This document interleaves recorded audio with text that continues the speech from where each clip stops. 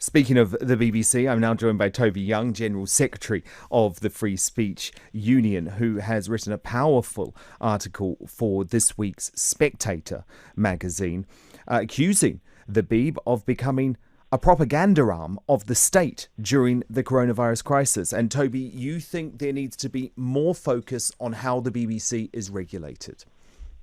Yes. One of the things that I discovered, like many people, I've been puzzling over why the BBC's coverage of the coronavirus crisis and of the reaction to it by the government and various public health authorities has been so supine, so one-sided. It's almost as if the BBC has become a propaganda arm of the state, just kind of uncritically regurgitating whatever line the government is putting out and then broadcasting this COVID death porn every night with a view to kind of securing everyone's compliance to whatever the social distancing guidance that day happens to be. And I think, puzzled over this, but one of the factors, I think most of it is just to do with, groupthink and herd opinion. But I think a contributory factor, something I've discovered fairly recently, is that Ofcom, the broadcast regulator, the state regulator of TV and radio, put out some coronavirus guidance on March 23rd and then followed that up on March 27th with some confidential guidance. So it didn't want this guidance to be known about, essentially cautioning broadcasters that if they were going to feature anyone criticising the government's response to the virus and the advice being given by public health authorities like PHE and the NHS England, they had to treat that with extreme caution. Be very careful, they said, if you feature anyone dissenting from the state COVID orthodoxy. And if you do, we're going to look very closely at you and we may reprimand you. And that's exactly what happened to ITV this morning, when Eamon Holmes said on ITV this morning, I think on April 13th, with reference to the conspiracy theory that there is a link between the symptoms of COVID-19 and 5G masks.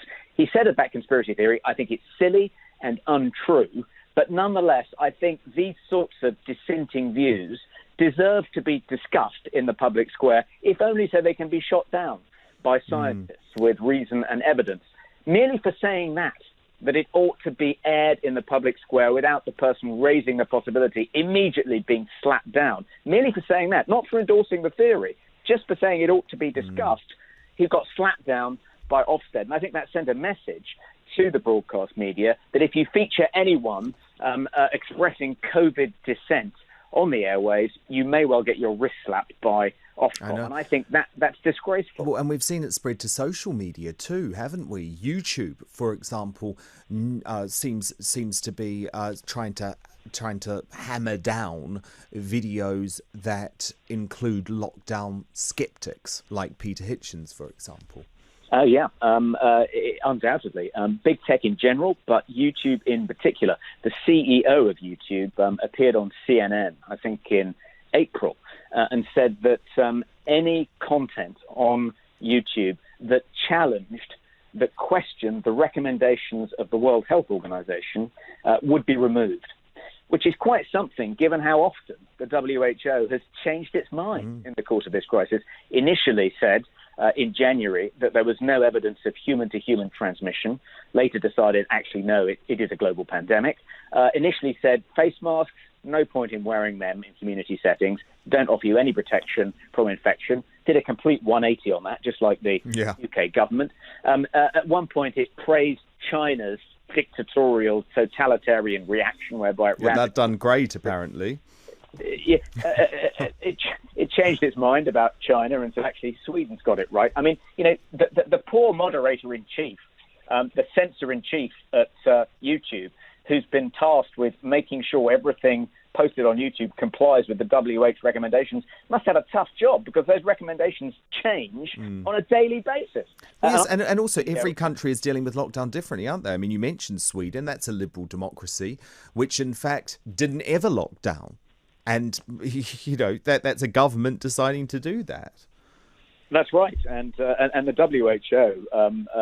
WHO spokesman last month actually praised Sweden. I mean, the WHO keeps changing its mind, just as the UK government and various public health authorities in the UK keep changing their minds. So why Ofcom took it upon itself to try and enforce an orthodoxy which was never settled and kept changing is beyond me. And one of the things the Free Speech Union has done, Dan, is we are legally challenging Ofcom. We said to Ofcom, look, you need to withdraw this coronavirus guidance. You're not a censor.